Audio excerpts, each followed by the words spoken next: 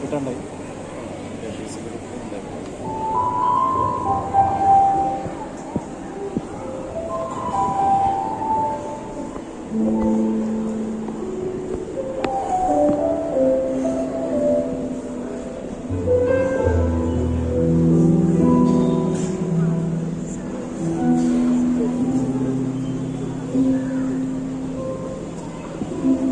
July 16 തിരുസഭ കർമ്മല മാതാവിന്റെ തിരുനാൾ ആചരിക്കുന്നു.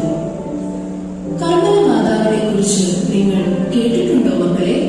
അതാണ് സിസ്റ്റർ, കർമ്മല മാതാവ് നമ്മുടെ മാതാവ് തന്നെയാണ്. മാതാവിന് എങ്ങനെയാണ് കർമ്മല മാതാവിന്റെ പേര് ലഭിച്ചത്? അതിന് പിന്നിൽ ഒരു ചരിത്രമുണ്ട് കുഞ്ഞേ. ഞാനത് വിശദമായി പറഞ്ഞുതരാം.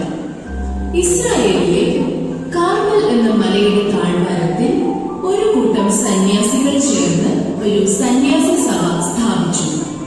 ആ ആശ്രമത്തിന് ദൈവമാതാവിന്റെ പേരാണ് അവർ നൽകിയത്. അവർ പിന്നീട് കർമ്മല മാതാവിന്റെ സഹോദരന്മാർ എന്ന പേരിലാണ് അറിയപ്പെട്ടത്. പിന്നീട് എന്തുണ്ടായി സിസ്റ്റർ?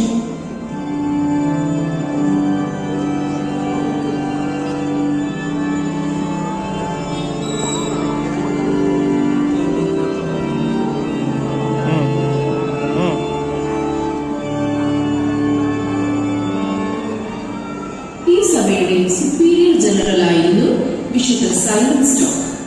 1251 ജൂലൈ 16 അർദ്ധരാത്രി സൈമൺ സ്റ്റോക്ക് പ്രാർത്ഥിച്ചുകൊണ്ടിരുന്നപ്പോൾ മാതാവ് പ്രത്യക്ഷപ്പെട്ട് കർമ്മലോത്തരിയും നൽകിക്കൊണ്ട് ഇപ്രകാരം പറഞ്ഞു: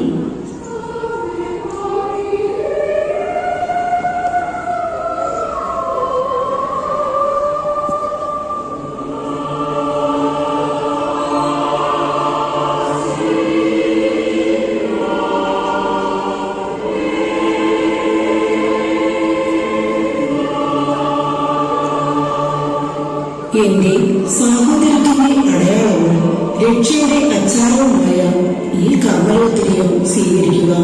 ഈ ഉത്തരയും ധരിച്ച് മരിക്കുന്നവർ നശിക്കുകയില്ല.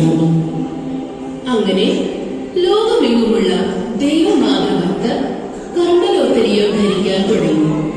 വീണ്ടും 1322 സ്വർഗരാജ്ഞി 22-ാം യോഹന്നാൻ മാർപ്പാപ്പയ്ക്ക് പ്രത്യക്ഷപ്പെട്ട് മറ്റൊരു വാഗ്ദാനം കൂടി നൽകി.